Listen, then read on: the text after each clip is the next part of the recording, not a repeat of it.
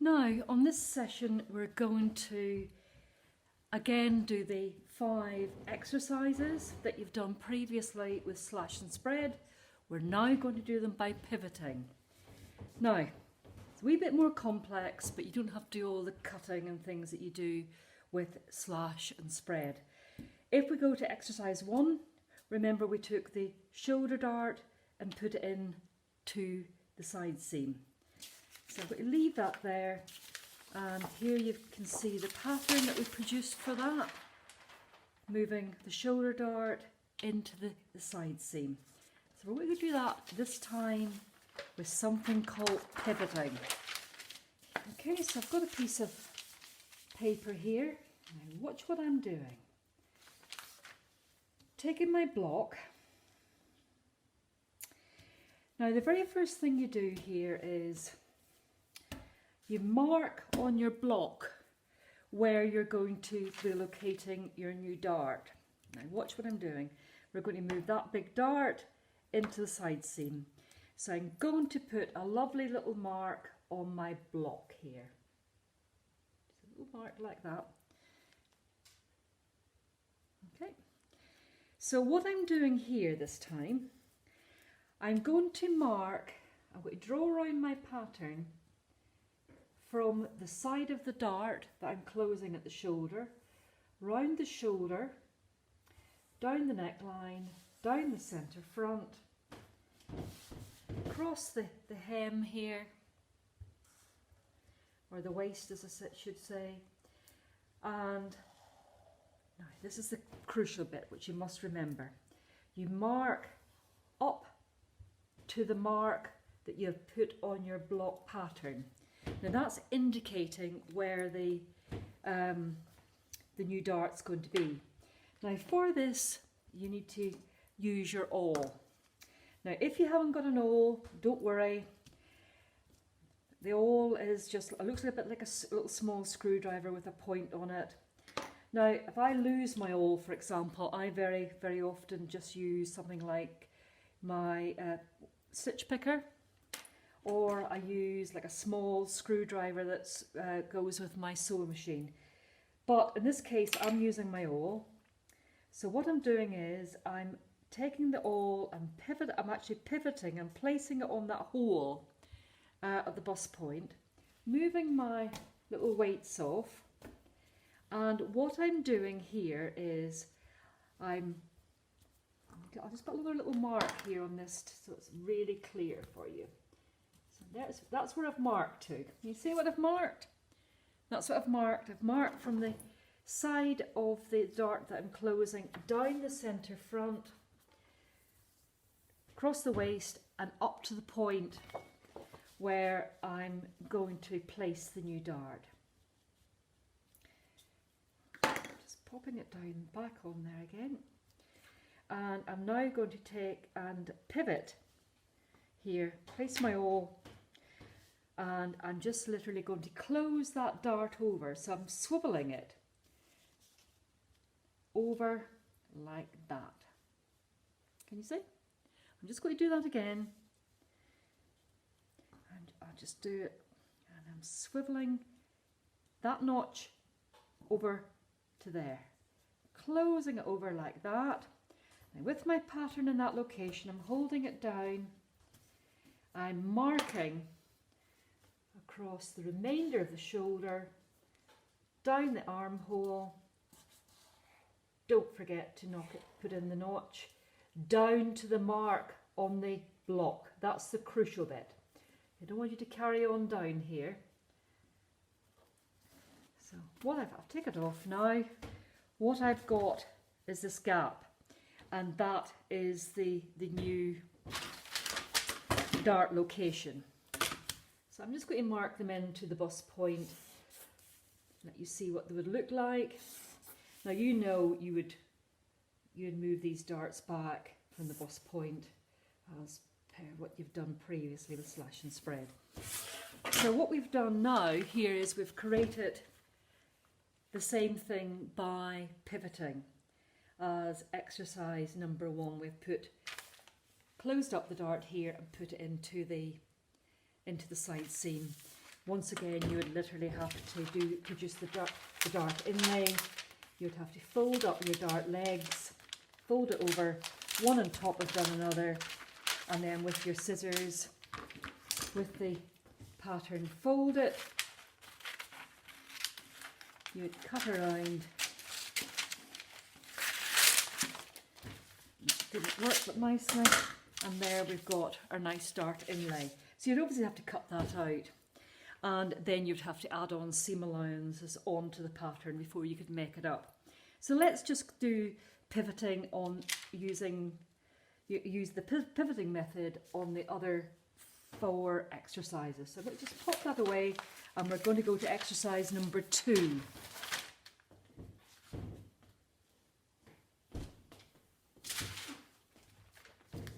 If you remember right, in exercise number 2, you move the shoulder dart into the centre front here, and this is the pattern you've created. We're just going to do exactly the same thing now by pivoting. So let's just get, I've got another piece of paper.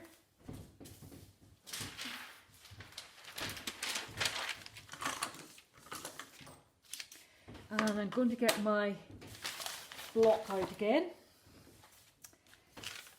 So again, the crucial thing you remember of your pivoting, you indicate on your block where you're going to place the new dart. So on my block, I'm just going to just position it opposite here, the bus point. Okay. So what I'm doing this time is, again, put my weights on just to hold the pattern in position. I say you don't have weights like this at home, just use a tin of beans or tuna or sweet corn or anything you have in your cupboard to hold your patterns down. It could be some stones or pebbles you would gather from outside. So this time what I'm doing, I'm literally marking around from the mark on the block, down the centre front, across the waist here, up the side seam, along the armhole, not forgetting to mark in the notch, and up here to the edge of the dart that you're closing. So what I'll do, I'll just take that off and let you see where I've marked. Can you see? From where I'm locating the dart, across the waist, side seam, armhole, across to where I'm to the edge of the dart that I'm closing. So, okay. So this time I'm taking my awl again and I'm pivoting. And this time I'm closing the dart over that way. So I'm moving that notch, I'm moving that notch there on top of that notch. So I'm moving it over just like that. And then with my weights in position, I'm marking around the remainder of the pattern, the neckline. And the crucial thing is you mark down to the mark that you've marked on the block. So what we can do here is I'll just mark these darts in.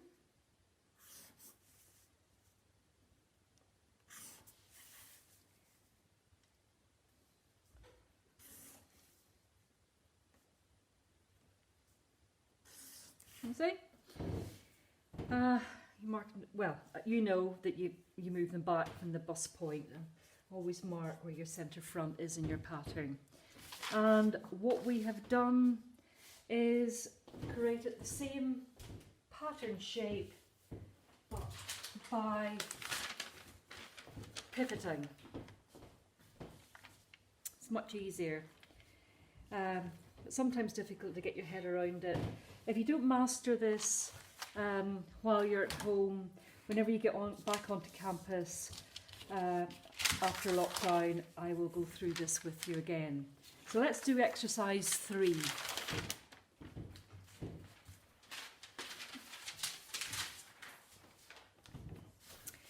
Exercise 3 was the one where we took the shoulder dart and put it into the waist. And now there's the pattern that we created. So let me get a piece of paper and let me show you how to do it by pivoting. So move that out of the way, and I've got my block pattern in position here. So we know we're taking that dart and we're popping it in here. So this is how we do it. Again, I like to use my weights to hold the pattern down. So I'm marking from the side of the dart that we're closing down the centre front, across to where we're putting this big dart. So this is what I'm doing. Move my weights away. So again, what I'm doing here on this one, I'm taking and moving that notch, swiveling the pattern, and swiveling that notch on top of that one. So I'm doing that.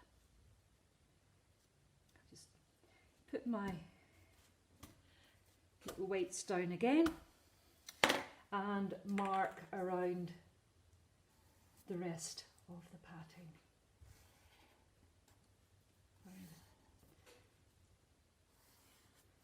Down to the side of the dart at the waist, and if we mark that in, there's where the new dart will be located. Obviously we drop the end of the dart back from the bust point by your 5 centimetres, and we've created that by pivoting. Let's do number. Now let's do the exercise number 4 by pivoting. So here we move the dart, the shoulder dart, into the centre front and created this chevron effect or arrowhead effect. And there's the pattern that we produced by slash and spread. So let's do the whole thing now by pivoting.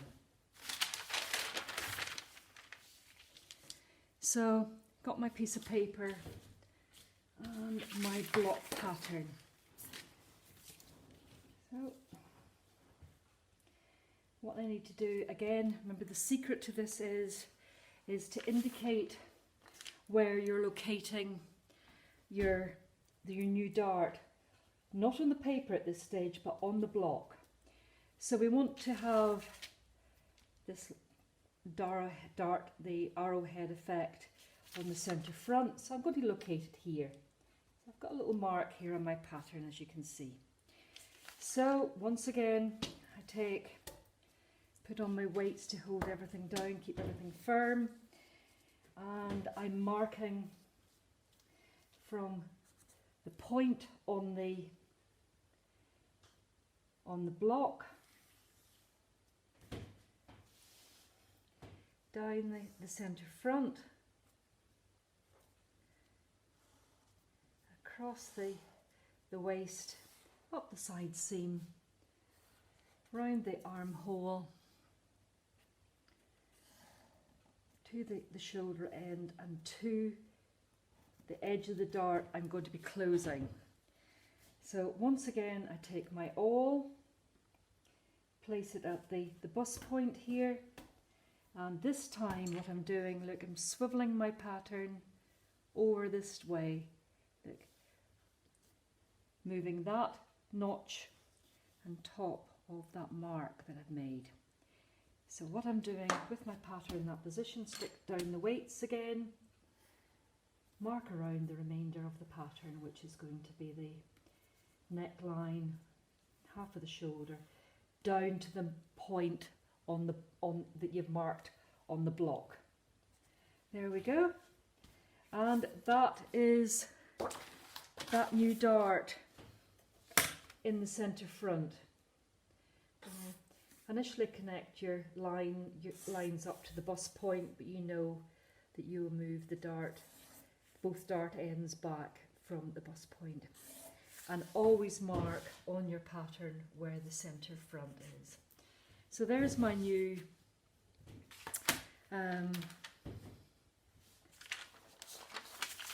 same done by pivoting. It takes a fraction of the time that it takes you to manipulate darts using slash and spread, but it's a bit more tricky to get a good understanding of it whenever you're just learning it. But once you actually learn how to do this, it's like riding a bicycle, you'll never forget how to do it. And the last one we're going to do is exercise 6. Now, if you remember, exercise 6 was the lovely, what I referred to as the big French dart. Okay, so let's do it. So on this location, in this case, we move both darts, shoulder and the waist dart, into a point on the side seam at the waist. So once again, I've got another piece of paper here, and I've got my block pattern. So let's draw around it and get started. So this is a slightly more complex one. I've changed my paper, I might not have enough to allow me to swivel the pattern there. Okay, so what I'm doing here is we're taking both of those darts and we're putting it in here, in there, right in the corner. So this is what we're going to do, guys. Again, put down my weights, and I'm marking from the edge of the dart that I'm closing, down the neckline, down the centre front, across to the other dart that I'm closing. So we'll do them both separately this time. So I take my awl, and I'm going to start off by closing this dart and popping it in there. Now watch what I'm doing. I'm taking the awl, putting it at the bus point, moving my weights, and I'm swiveling the notch over to here. Can you see? There we go. Put my weights back on again. And now I'm marking across the rest of the shoulder, down the armhole, and down to the point here where we're putting the new dart. Okay, so we've done that. Now this time you put your pattern, your block back to its original position here. Can you see? And we literally take the awl, position it at the bus point, and we move that notch on top of that notch. So can you see what I'm doing? Moving over like that. So I'll just do that again. So I'm going to take that, put that notch, and I'm going to swivel it across to it's on top of that line. So across like that. Put my little weights on to keep the pattern from moving, and mark that little bit of the waist. And that's where my dart's going to be opened. So if you, I need to mark the bus point on this. So if you look at it now, can you see here, we have the big gap here, and there's my new dart, which is this, in this position it's very often called the French dart. Mark on your centre front, and there you've got exactly the same thing done by slash and spread. And remember, you'll move the dart back from the bus point by at least 5 centimetres. Now, what I want you to do is practice the 5 exercises, doing them both by pivoting and by slash and spread. And I really want you to do the 5 exercises and put the examples of them in your technical folder. But what you've got, you can actually use your quarter scale blocks that I've sent you to draw around the patterns for your technical folder.